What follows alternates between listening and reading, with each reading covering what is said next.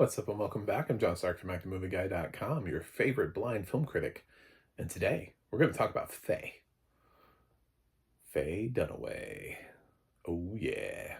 This documentary is on Max. And it has audio description provided by Point 360, written by James Mason and narrated by Tansy Alexander. So, since I shouted that out, I'm also going to say I'm wearing a black baseball cap faced backwards and black sunglasses, and I'm wearing a black Venom t-shirt today. So Marvel's Venom has nothing to do with Faye. I don't have a single shirt that has anything to do with Faye Dunaway. As cool as like a Bonnie and Clyde t-shirt would be, I just don't have one. And yeah, so or like a no more hangers. Yeah, we could have that too. Although she talks about she has feelings. We have feelings about Mommy Dearest in here. So, this is a documentary, obviously about Faye Dunaway, and I've seen it panned a little bit by some critics who felt like it didn't go deep enough. Even some LGBT film critics who said it didn't embrace the queerness of Faye Dunaway enough. What I would say about this is, yeah, okay, so it doesn't a lot. We're getting a lot of these. I've mentioned it a couple times now in similar documentaries. It's like this is basically content creation. Send somebody with a camera out to interview somebody interesting, capture that moment, and we'll release it in a documentary. These aren't really like, uncovering the truths of deep, dark secrets type documentaries. These aren't really hard-hitting journalism type documentaries. But what somebody is doing is they're affording Faye Dunaway the opportunity to tell her story in her own words. And how can you be mad at that? You know what I'm saying? Like it's much better edited than I Am Celine Dion. Like it has like a linear line to it. She gets to talk about her life and other people comment on it. And it makes much more sense. I Am Celine Dion should have been that for Celine, except for the director over there has absolutely no idea what they're doing. So I feel bad for her because I know that that's what she wanted.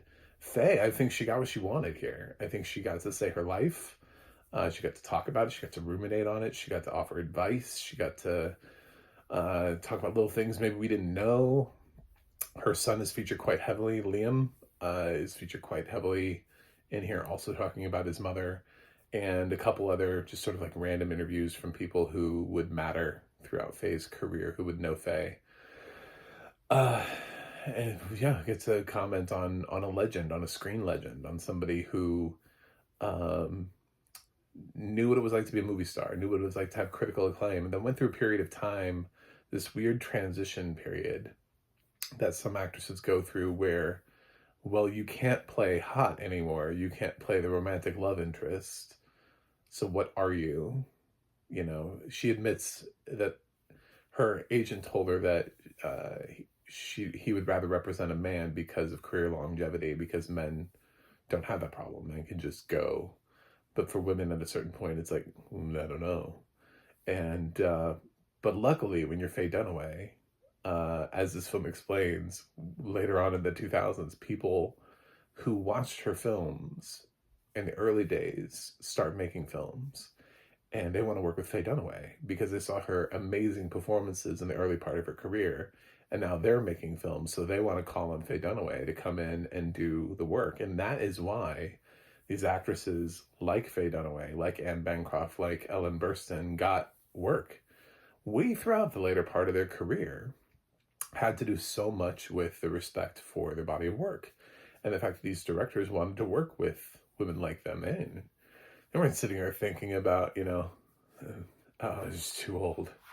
They're like, I don't know, that's Faye Dunaway. It was great. Did you see Network? Did you see Bonnie and Clyde? Did you see anything that she was in?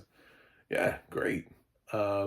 So that, she went through a little bit of a road bump in the 80s, especially coming out of Mommy Dearest, but she overcame it and then found some more films and found her way into an Emmy nominated performance. I think it was nominated, maybe it won.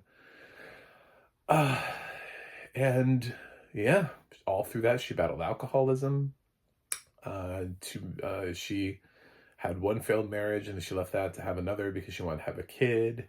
But then couldn't have a kid because she was too old, so she adopted a kid, Liam, who seems super chill, just like an excellent dude who just is like, yeah, and I've never really thought much about being adopted. I just think that my parents are the people who raised me. I don't know who my birth parents are, and I have no intention of ever finding out. It's great, cool. Um, so yeah, um, I think we learn a lot here in the documentary, and yes, there are segments where they point about like the sort of the significance of Bonnie and Clyde in the history of cinema, beyond it just being a good movie or a good performance, but also like what was happening in cinema at the time, what made this film subversive, what made this film different, because there are films like this that are we don't necessarily look at them today, especially younger kids coming up, almost need film school to be able to look back on the 60s and be like, what was happening during this decade? What did this really mean? And then you have to like explain the Hays Code to them, and they're like, well, did you know what the Hays Code was? This was coming out of that, trying to break away from that and open up a new age of filmmaking, and continue to press forward. So yeah, I thought it was really well done for that term. Obviously, it's not my favorite because exactly for all of the reasons that I like it, it's also just kind of like, well, why we have it. It doesn't really open the door. For example, we talk about her alcoholism. Not a lot. It's very just sort of like, and she was an alcoholic. Her son even jokes about how um, his mom always jokes about on her deathbed, just bring her a martini so she can have one last drink. She's just a well-known alcoholic, and it's just. But do you have more thoughts on that? Like, I felt like she did not have enough thoughts on alcoholism, and did it ruin her life? Did it help her life? Did it do anything? Did it hurt relationships? Did you lose a job? Did you do anything crazy on set? Is there anything about this alcoholism that we should know about? Because it's usually pretty destructive for people who admit, I have alcoholism. You seem to just be like, I went to rehab and I'd like a martini before I die. Cool. Uh, so, yeah, I mean, like, I feel like we could have scraped the surface more, but if that wasn't the story Faye wanted to tell. And like I said, this is a story where you ask Faye to tell her own story. And we have documentaries like that. There is a space for documentaries like that. And depending on how comfortable people are in pushing the boundaries of what it is they're comfortable talking about, creates for sort of like a did we learn anything dynamic. With Mommy Dearest, they talk about the approach. She felt like she wasn't directed well enough. The director actually gets to come back here, but I think it's through archival footage. I don't think it's recent, but he says he would do it all over again. He said he made every single choice from a certain perspective that he interpreted, that Joan Crawford was always just sort of performative. And even in the quiet moments when it's just her and her daughter and nobody looking, she is still just performing. She's just, that character version of her is always performing. And Faye talks about how difficult it was because she films a lot of like child abuse scenes, and that's why it got the attention that it did. It's had this weird sort of like backlash / cult following to it. So, where people don't like it, but now it has like a cult following. Showgirls would be an example of that, where it's almost like it escapes being mentioned as being, there are like crappy films out there that we go, no, we don't want to watch those because those are terrible and they're not fun. And then somehow there are these films that's kind of like bounce back and they get their own following, and then suddenly people are having fun watching them, and there are all these screenings and cult classics and everything. And this happened to Mommy Dearest. So it didn't necessarily drag her career down as much because it's having a little bit of a resurgence. I would argue now that Showgirls, if Elizabeth Berkley wanted to do something, she probably could, because a lot of people have grown to love Showgirls for very different reasons and appreciate it for very different reasons.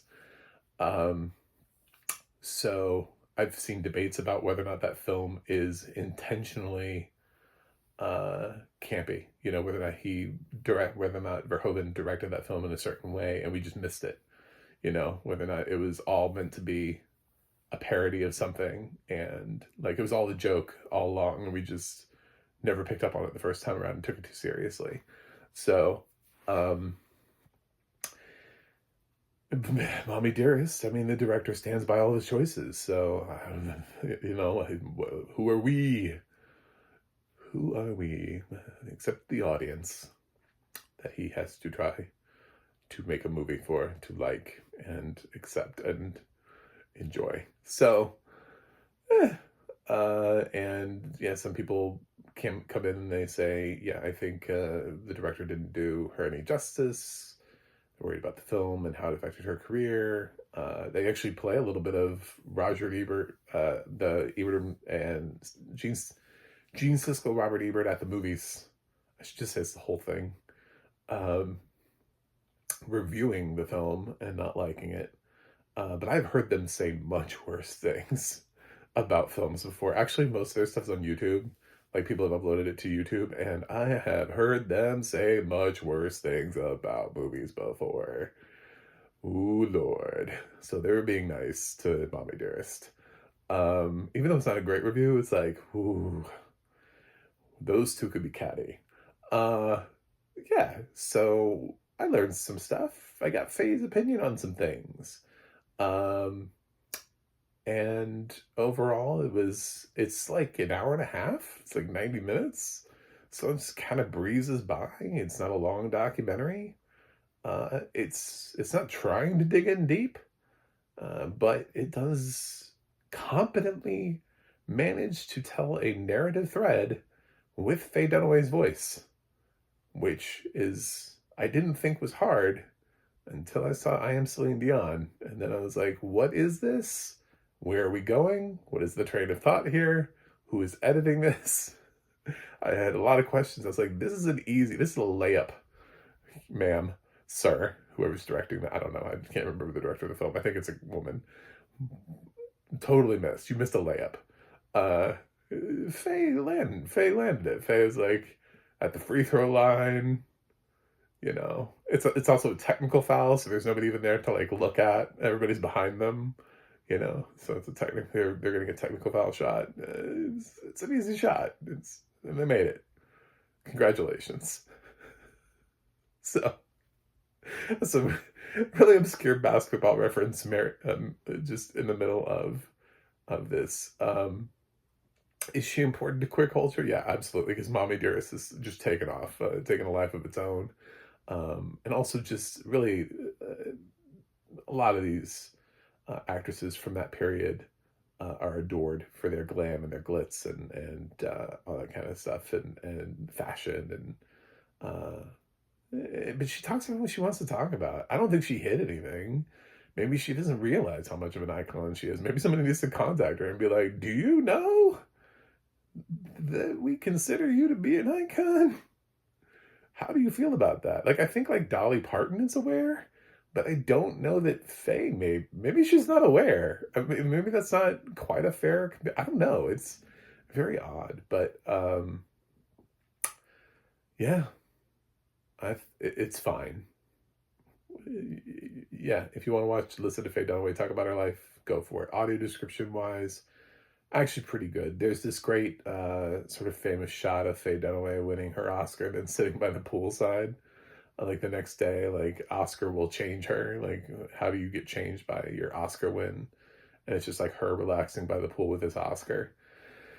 So, um, that's described in there, and they do try to describe as much as possible whenever somebody's not talking, whatever we're watching, the scene or who we're talking to. My bar for great documentary is really low in terms of audio description. Like, it's such a hard genre to do because just of the nature of the fact that usually there are a lot of people talking and it's like the audio description can't talk on top of them. And so where does it interject, you know? Uh, so I thought this managed it really well. I thought James Mason wrote a decent script, and of course Tansy does a nice job narrating it. So um, it's documentaries are just like the unsung heroes of the audio description world because it's really almost impossible to just jump out of your seat unless it's like a nature documentary. And we're just like watching things and nobody talks. Yeah, those are great. But even those frequently are narrated by somebody. We got to have somebody telling us what the birds are doing and the birds fly because in the spring they mate. And it's like, damn it, this could be audio description. Um, that's it. I'm gonna give Faye a B plus, and yeah, it's fine. It's okay. So thank you for watching. Thanks for subscribing, and I will see you guys on the other side.